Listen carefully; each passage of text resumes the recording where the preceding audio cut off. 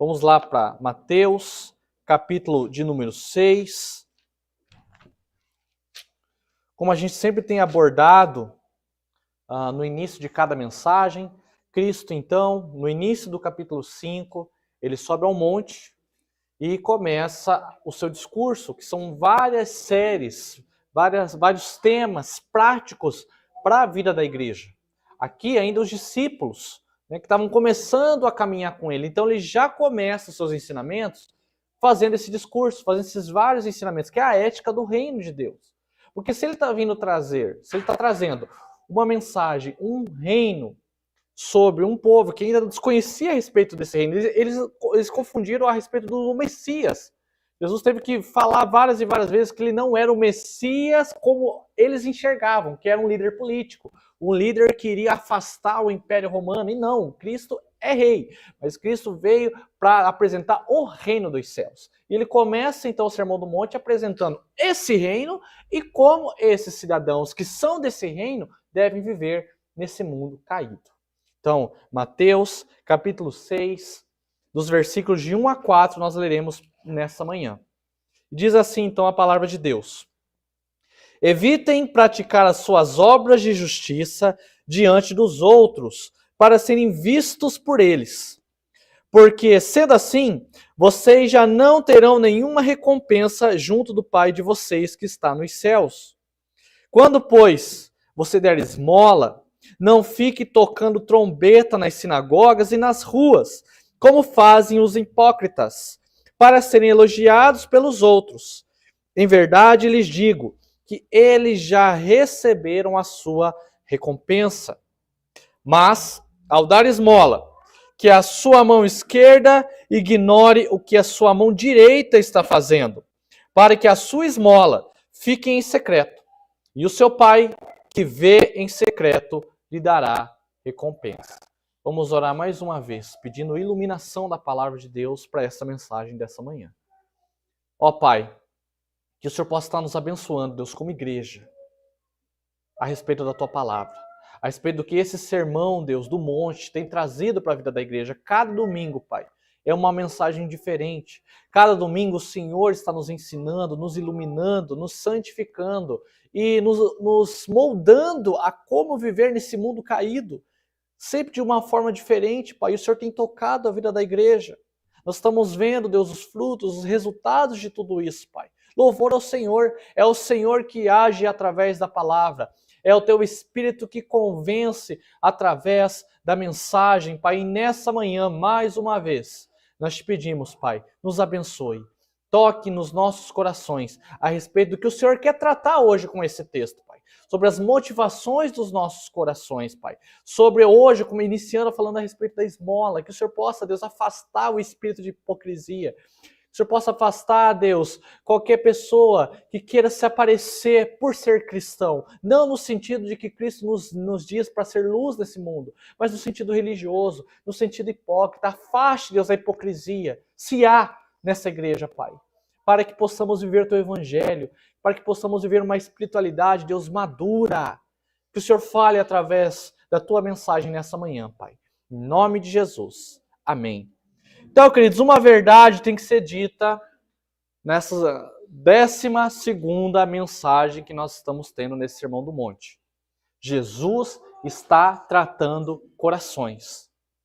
Jesus está tratando corações. Corações dos discípulos da sua igreja. Corações que vivem em uma sociedade que prega um modo de se viver, que prega uma verdade que, na verdade, não é verdade. Vocês conseguiram me entender? Prega uma verdade que, na verdade, não é uma verdade, porque é a verdade do mundo. E a palavra de Deus, principalmente esse Sermão do Monte, é o que a gente chama de um sermão contra a cultura, porque ele vai contra os ensinamentos que está tendo naquela região. Então, o que Cristo está fazendo? Está tirando corações superficiais para uma espiritualidade profunda. Cristo não nos chama para dar testemunho. Cristo nos chama para sermos testemunha. Porque dar testemunho é algo externo. Você concorda comigo que os fariseus aqui, no texto que a gente vai ver ao longo desse capítulo 6, eles davam esmola, eles oravam, e eles jejuavam. Eles não davam testemunha? Não dava mesmo? Mas não é exatamente esse testemunho que Cristo está tentando reverter ou tentando atingir o coração deles, porque é um testemunho movido de motivações erradas. Então, a frase ontem do pastor me fez muito sentido. Cristo não nos chama para darmos testemunho, mas para sermos. Porque a partir da hora que nós somos testemunhas, a gente dá. Mas a gente pode dar sem ser. Vocês concordam comigo? Os fariseus estavam fazendo isso. Oravam, jejuavam. O capítulo 6 aqui está falando deles dando esmolas. Acontece que eles eram hipócritas, superficiais. Davam testemunho, mas não eram testemunhas de Deus. É mais ou menos nesse sentido. E o capítulo 5, meus queridos, ele encerra justamente de Cristo trazendo o que os antigos falavam e depois ele fala, mas assim eu estou dizendo. Os antigos disseram assim, vocês estão vivendo assim. Eu, porém, lhes digo. E ele traz a sua visão do reino dos céus para ensinar os discípulos a saírem de uma espiritualidade superficial, fraca, para uma espiritualidade profunda com o Senhor. E ele começa então a falar das esmolas. Do versículo 1 ao versículo 4, ele vai tratar esmolas. Do versículo 5 até o versículo 15, ele vai tratar da oração. E do versículo 16 até o 18, ele vai tratar a respeito do jejum. Então são 3 práticas judaicas dos fariseus, mas que tinham motivações totalmente erradas. E aqui ele fala que eles eram o quê?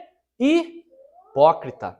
Queridos, originalmente a palavra hipócrita ela era usada, sabe para quê? Para os atores gregos. Que eles usavam na época ali, né, de Jesus, ou talvez um pouco antes, quando a arte começou a ser descoberta, quando a arte, começou a ser desenvolvida na sociedade. O hipócrita, o que era o hipócrita? Eram os atores gregos que usavam máscaras para interpretar papéis. Então Jesus, eles criticam esses religiosos, principalmente os fariseus, de uma forma particular de hipocrisia, eles se entregarem a um papel, mas não serem verdadeiramente servos de Deus. Eles vestiram uma máscara, por isso que hipócrita é a máscara que veste. O que eles vivem não é a realidade do que eles pregam. Por isso, eu levo a igreja à reflexão. Como nós temos vivido? Como nós estamos vivendo? Será que a gente está contracenando também? Será que não vivemos em meio a um grande espetáculo teatral? Onde eu e você achamos que somos os principais dessa obra? Que máscaras estamos usando? Queridos, que possamos ao longo desse sermão visitar os nossos corações. Hoje a gente vai falar da esmola, da ação social, a gente vai falar do que a gente se dispõe pelo irmão, pela família, mas depois ao longo da oração, ao longo do jejum e todo o Sermão do Monte, quais têm sido as nossas motivações? A gente tem sido testemunha ou a gente só tem dado testemunho? Quais as motivações do seu coração? Em Cristo, nós alinhamos os propósitos desse coração para uma vida de espiritualidade sadia. Nessa manhã, eu quero que em Cristo, os propósitos dos nossos corações vivam para uma vida de uma espiritualidade sadia. Por isso que o texto vai mostrar para nós 3 passos, que é um caminho lógico do discurso de Jesus. Ele fala de uma recompensa que não vale a pena ter. Ele vai falar do meio de se conquistar essa recompensa que não vale a pena se ter. E depois ele fala a recompensa certa. A recompensa que vale a pena ter em nossas vidas. Por isso que, em primeiro lugar, e o tema hoje, né, motivações do coração, a prática das esmolas. E por isso que, em primeiro lugar, que eu gostaria de trazer para a igreja é o seguinte: a motivação errada te dará a recompensa errada. Vou repetir. A motivação errada te dará a recompensa errada. No versículo 1, Jesus fala: evitem praticar as suas obras de justiça diante dos outros, para serem vistos por eles. Porque sendo assim, vocês já não terão nenhuma recompensa junto do Pai de vocês que está nos céus. Essa é uma frase-chave que vai perdurar para os 3 ensinamentos que ele quer dar: esmola, oração e jejum. O ato em si, meus queridos, não é errado. Errado é a motivação que está por trás do ato. Jesus está preocupado em ensinar pressupostos de nossas ações. Quando a gente vai dar esmola, quando a gente vai ajudar, esmola aqui, ele dá a ideia de misericórdia, a raiz da palavra. Não é só, ele não está se referindo àquele, por exemplo, que a gente está andando pela rua, vê alguém nesse estado, pede dinheiro, a gente dá dinheiro. Esmola não, é toda a prática de ajuda a um indivíduo. Né? Se eu tento ajudar uma pessoa, se eu empresto um dinheiro para essa pessoa que está precisando, se eu dou cesta básica para essa pessoa, é esse ato, essa ação. E ele está falando o seguinte, não façam isso de uma forma hipócrita, não tentam fazer isso para ser visto pelos outros. Ele está falando o seguinte, que quando a gente faz no secreto, nós recebemos uma recompensa do Pai em secreto. Mas quando a gente faz à vista de todos, a gente recebe outra recompensa, inclusive que ele vai abordar depois no versículo de número 2. E ele fala recompensas do Pai. Queridos, não há indícios da Bíblia, e eu já quero trazer para você essa manhã, que essas recompensas nunca quer dizer necessariamente recompensas materiais, tá? Porque tem muita gente que eu já ouvi falar que ajuda o próximo, e fala assim, não, eu vou ajudar o próximo porque Deus pode me recompensar, né? Talvez com a mesma coisa que eu estou dando para a pessoa. Eu já vi gente prestar dinheiro para o outro, se eu vou emprestar 100 reais para alguém, porque Deus pode me recompensar no secreto ainda, ninguém vai ficar sabendo, mas Ele pode me recompensar no secreto com 200. Essa recompensa nem é necessariamente material.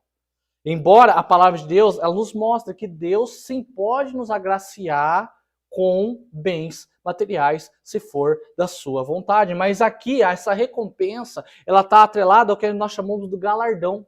Quem aqui já não viu, né, essa palavra do galardão que nós teremos quando formos para a eternidade? Há uma discussão do que necessariamente é esse galardão. Tem gente que fala que vai ser um local de muitas riquezas, estrada de ouro, em um lugar muito bonito que vai ter na eternidade. Outros falam que esse galardão são responsabilidades que o salvo, que o cristão vai ter lá no céu. Daí você pergunta, mas espera aí, então quer dizer que eu vou morrer? Jesus vai nos ressuscitar, a gente vai para a eternidade e a gente vai ter que ir lá e trabalhar, ter responsabilidade? Sim, vamos ter, mas diferente de hoje, que às vezes é um pouco penoso, lá o trabalho vai ser santo, lá o trabalho vai ser bom, vai nos agraciar. Até porque, queridos, o trabalho vem antes da queda. É o homem que corrompeu o trabalho. Quando Deus criou Adão e Eva, né, quando ele criou o homem, ele falou assim, ó, vai dar o nome para os bichos, né, você vai lavrar, então, ou seja, ele ia trabalhar. E isso vem antes da queda. Depois da queda, que daí Deus fala, né, a punição do homem, ele vai trabalhar de uma forma mais penosa, ele vai ter que trazer o sustento para casa. Então aquilo que era uma dádiva, ter responsabilidades, que Deus institui, depois fica penoso. E quando a gente vai para a eternidade, nós teremos responsabilidade, nós teremos um trabalho. Só que vai ser bom, vai ser gostoso, vai ser algo que a gente vai ter amor por fazer. Essa é um entendimento de galardão, mas tem muitos e outros. O que a gente resume é o seguinte: o crente terá recompensas se ele for fiel ao Senhor. Ele terá recompensas se ele for fiel ao Senhor. Por isso que eu te digo, se você espera qualquer recompensa de Deus a partir de obras cujas motivações são erradas, espere sentado. Repito, se você espera qualquer recompensa de Deus a partir de obras cujas motivações que você tem no teu coração são erradas, espere sentado, porque você não vai ter essa recompensa de Deus. Nós vivemos hoje, meus queridos, na era do selfie. O que é a era do selfie? Tudo que a gente faz uma selfie. Não que seja errado fazer, mas se você faz aquilo para se aparecer, para você se mostrar bom diante dos outros, para que você conquiste um respeito, conquiste uma influência, enfim, que haja uma intenção que não é a pura de querer ajudar outra pessoa, você está tendo uma motivação errada. E como a lição indica, se você tem a motivação errada, você vai ter uma recompensa errada. Sabe por quê? Qual que era o problema dos fariseus? Os fariseus davam esmolas, os fariseus jejuavam, oravam, era uma beleza. Acontece que eles queriam uma outra recompensa. Reconhecimento dos homens. Não era algo 100% para Deus, até poderia. Mas Deus estava em segundo lugar. O que eles queriam era respeito diante dos homens. E sabe o que é o mais irônico do texto? É que eles conseguiam. Eles conseguiam o respeito dos homens, porque os homens viam aqueles fariseus, homens santos, eles falavam. Homem, tendo um outro evento, não, um fariseu não pode entrar na minha casa, quando um pecador lá no texto se referiu, no sentido de, eram homens tão puros, tão santos, que eles não entravam em qualquer casa. Então eles faziam obras, acontece que eles tinham recompensa, só que não era recompensa suficiente. O que Cristo está trazendo para nós é o seguinte: há uma recompensa muito melhor que o elogio dos homens. É a recompensa que eu dou a você no secreto. É as bênçãos espirituais que eu dou a você. É a salvação que eu concedi na sua vida. É os bens materiais que eu até posso dar. É o galardão que você vai ter na eternidade. Então o religioso, ele fazia para ser aclamado pelos homens, não para ser aprovado por Deus. Então se a recompensa era essa, parabéns, eles tiveram. E se você faz as coisas querendo a recompensa dos homens, parabéns, você conseguiu. Você conseguiu fazer aquilo que os homens têm respeito por você. Mas agora, se era para Deus, recompensa errada. Por quê? A motivação foi errada, porque de Deus nem aprovação você tem. Cristo alinha as nossas motivações. Primeiramente, já mostrando o resultado delas. Vista de homens, aclamados por homens. Vistas de Deus, honrados por Deus. Quais têm sido as suas motivações e o que você espera por elas?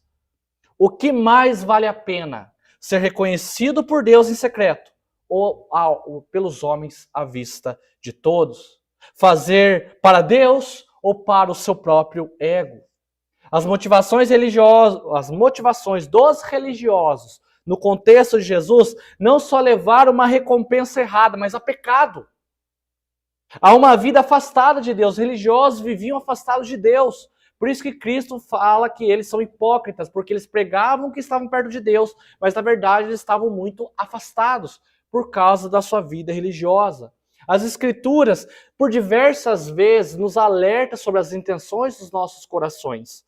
1 Samuel 16, 7, o Senhor fala para o profeta Samuel, fala bem assim: o Senhor não vê como o homem vê a aparência, mas o Senhor vê o coração. Jeremias depois fala, o coração é o quê? É mais enganoso que qualquer outra coisa. Então, meus queridos, o problema não é o que você faz em público. O problema é a motivação pelo qual você quer fazer em público. Se você quer ajudar alguém em público, se você quer emprestar para alguém em público, se você quer fazer alguma obra de caridade, alguma obra social para alguém em público, se a tua motivação é ser reconhecido por homens, parabéns.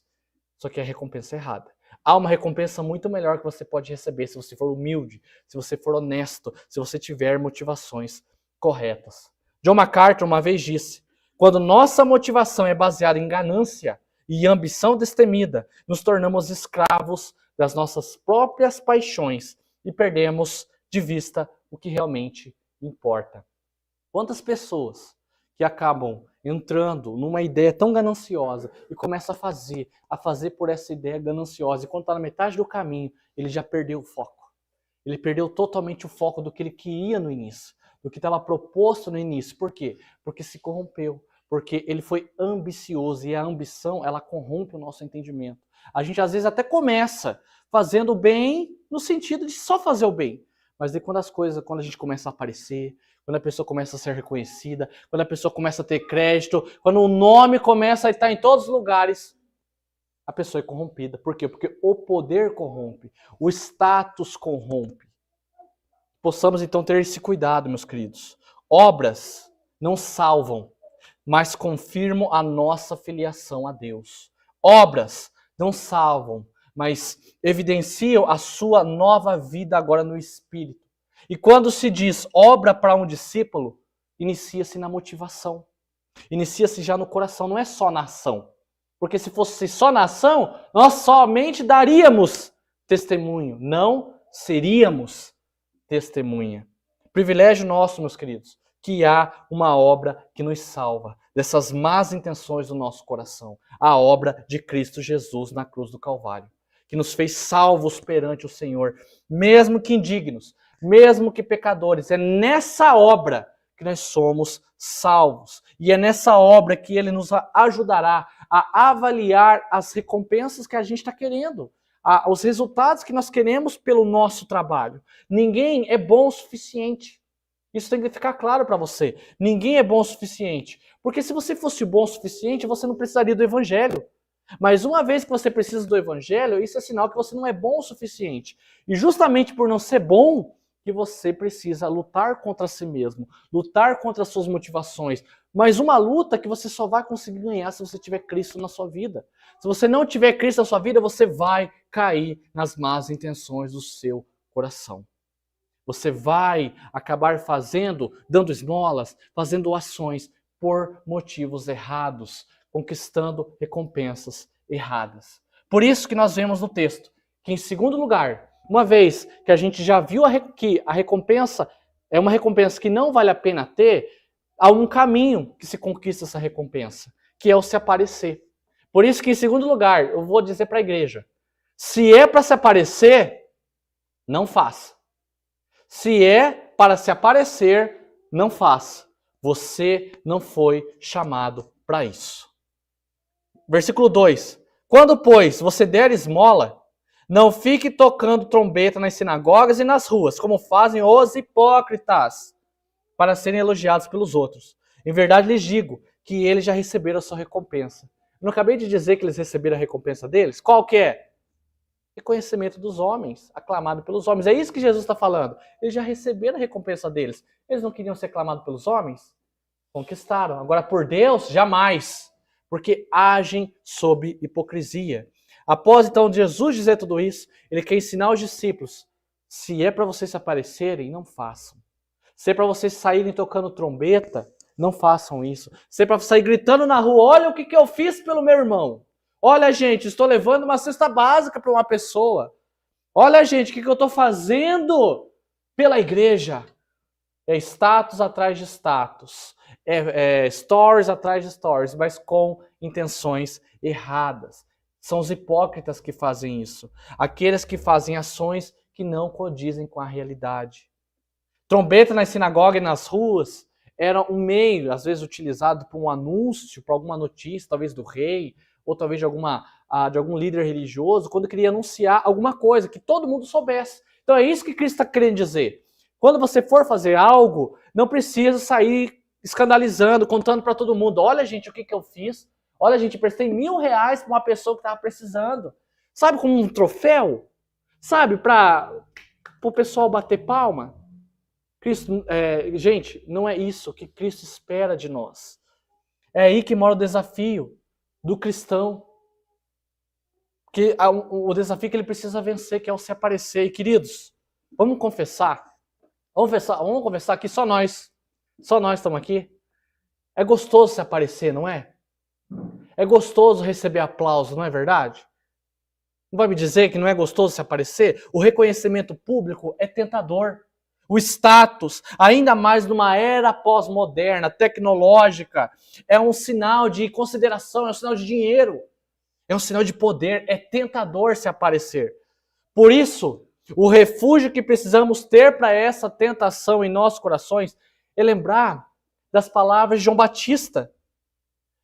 Quando ele abordou para os seus discípulos. Porque o que aconteceu?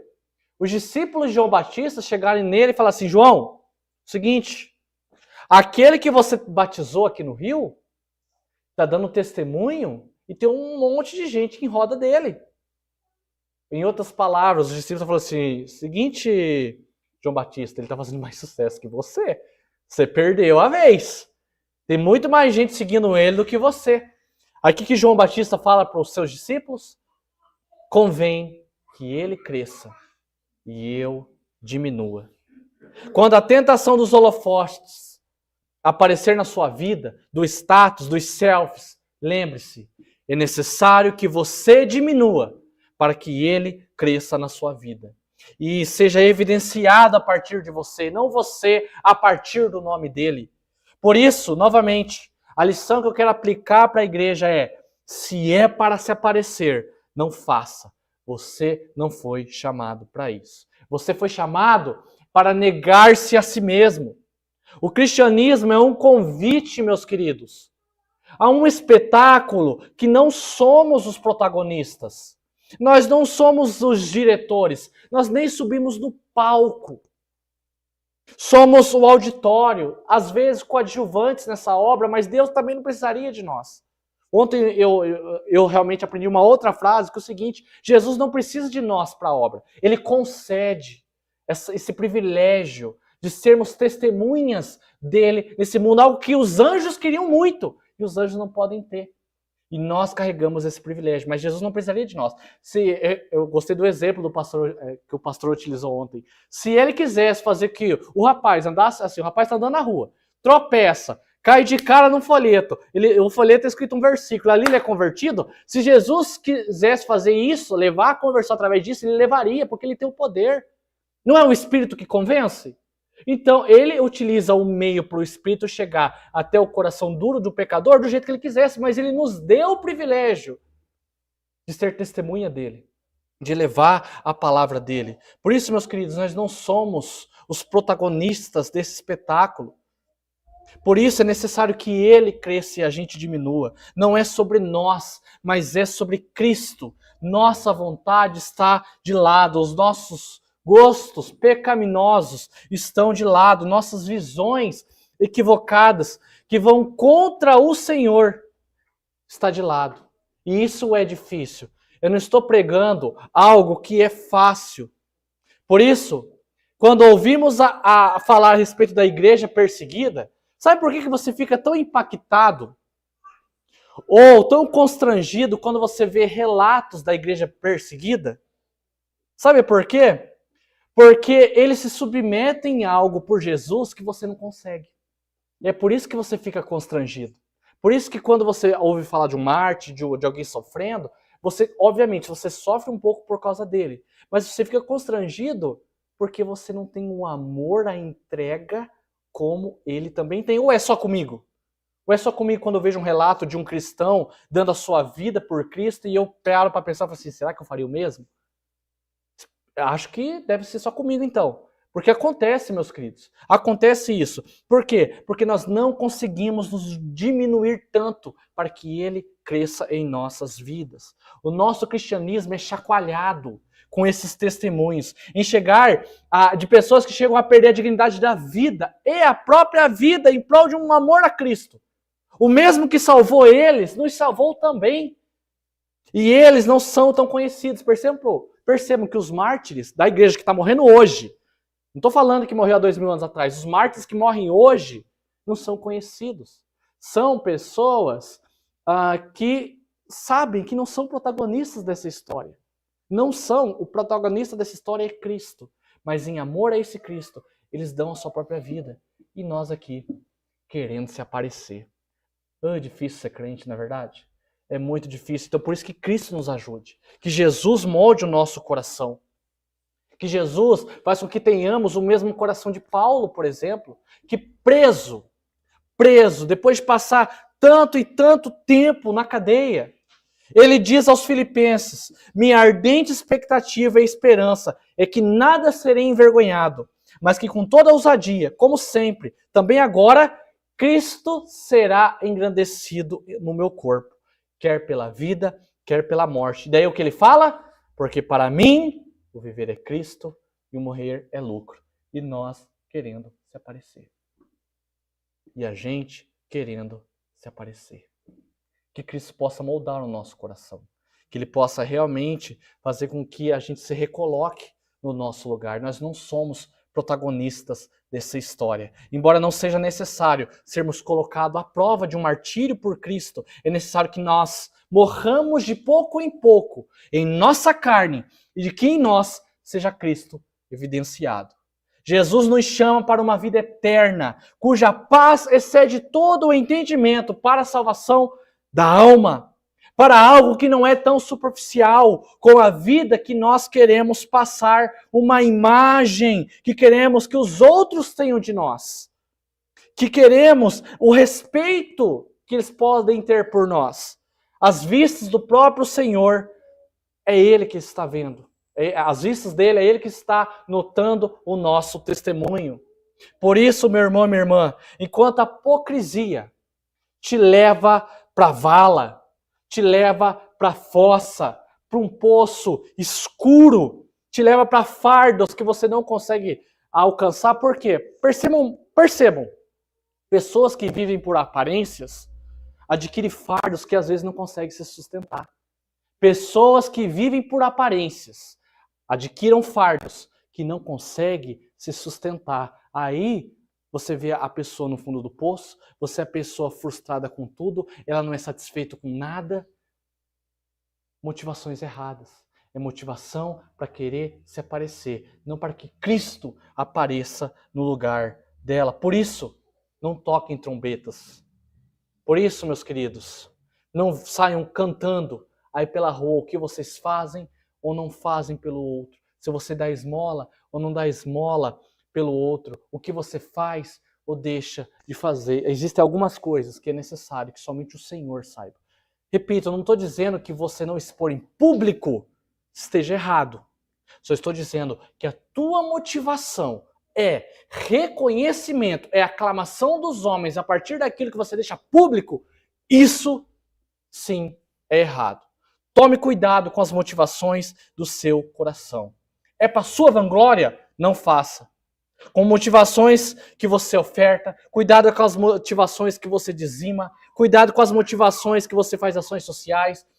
Louvor, cuidado com as motivações que vocês vêm aqui louvar. Vitor, cuidado com as motivações que você vem pregar. Presbíteros, cuidado com as motivações pelos quais vocês querem ser presbíteros. Diáconos, cuidado com as motivações pelos quais vocês querem ser diáconos. E qualquer tipo de liderança ou algo que coloque a pessoa à vista de todos. Cuidado com as motivações. Mas tem uma recompensa que vale a pena ter. E esse é o terceiro ponto da nossa mensagem. Se Cristo, então, mostra que há uma recompensa errada que não vale a pena se ter, e ele mostra o caminho para se ter essa recompensa errada, por último, ele vai mostrar a recompensa que vale a pena ter. A recompensa que é o que glorifica a Deus. Por isso que, em terceiro lugar, depois de falar de duas negativas, ele vem com uma positiva. Em terceiro lugar, Deus honra as motivações corretas. Deus honra as motivações corretas. É o que ele faz para terminar o texto. Ele diz, mas, ao dar esmola, que a sua mão esquerda ignore a mão direita. O que a direita está fazendo. Para que a sua esmola fique em secreto. E o seu pai, que vê em secreto, lhe dará a recompensa. Em primeiro momento, a lição que temos é que Deus honra o melhor. Deus recompensa o que é feito em secreto. Mas devemos tomar cuidado ainda com o secreto. Sabe por quê? Você concorda comigo que mesmo que a gente faça tudo em secreto, sem querer se aparecer, mas a gente faça para querer uma recompensa de Deus também errado? Olha como é difícil ser cristão. Mesmo que você faça em secreto, ninguém está sabendo, mas eu só fiz porque eu quero uma recompensa de Deus, também está errado. Por isso que Cristo está nos ensinando, não é o que você faz, é o que te motiva a fazer. É isso que você deve tomar cuidado. Se você faz uma obra de caridade para alguém, no secreto, ninguém sabe, mas você só faz para que Deus te recompense, aquela famosa permuta, também está errado. Sabe aquela mania de a gente falar, Deus, eu fiz, cadê minha recompensa? Cadê? A minha vida está um caos, eu faço tanto bem, cadê a recompensa desse bem que eu faço? Está errado, motivação errada. Por isso, novamente, Deus honra o que é feito no secreto? Sim. Deus honra o que é feito no público? Também. Mas desde que as motivações estejam corretas. Ajudar os pobres, meus queridos, não é errado. Porque tem gente que não utiliza esse versículo para não ajudar ninguém. Né? Para não agir com caridade na vida das pessoas. As escrituras são recheadas de textos que falam a respeito de ajudar o próximo, ajudar o carente, colocar os interesses dos outros sobre os nossos. Nós vemos um Cristo com compaixão com os mais necessitados. Ele quer ensinar a como dar esmolas, não se vamos dar esmolas. Ele quer nos ensinar o que está no nosso coração. Por isso, eu repito, Cristo está falando de intenções, de motivações. Se você vai tornar algo público para a glória de Deus, ótimo, faça! Mas se você vai tornar público para a tua glória, não faça. Você vai ter uma recompensa errada. Vale a pena a recompensa que vem de Deus. As recompensas que nem sempre são materiais, mas são espirituais. São aquilo que o cristianismo nos proporciona. Por isso eu encerro perguntando: quem você quer honrar com as suas ações? A Deus ou a homens? E de quem você espera galardões? Dos homens ou de Deus? Só o Evangelho pode nos ajudar a lidar com as motivações. É Cristo em nós. Se você está vivendo até o momento um teatro, a máscara, a hipocrisia, Deus está te chamando a uma vida diferente. Deus está te chamando para te alertar que você não é protagonista dessa história, mas é Ele. Jesus te chama ao arrependimento para alinhar a sua vida e te conceder perdão e te ensinar que a partir de hoje, que Ele cresça e você diminua. Há mais uma chance para a sua vida. Não perca a oportunidade. Por isso eu concluo dizendo: não vão atrás de recompensas que não vale a pena ter. O reconhecimento de homem não vale a pena. Todo homem é pecador. E o mesmo público que pode te elogiar, pode futuramente te condenar. E como a gente chega a isso? Quando fazemos tudo para se aparecer. Quando queremos um status que não vale a pena termos. Mas há uma recompensa correta. Aquilo que Deus vê em nossas motivações, vê no secreto. Quando Ele fala secreto, Ele fala dentro de nós. E o Senhor sabe o que dentro de nós passa. Que possamos ter cuidado com as más intenções. E possamos viver um evangelho, ajudando a todos, dando esmolas, fazendo ações sociais, sendo bons cristãos, mas pelas motivações corretas. Sozinho nós não conseguimos.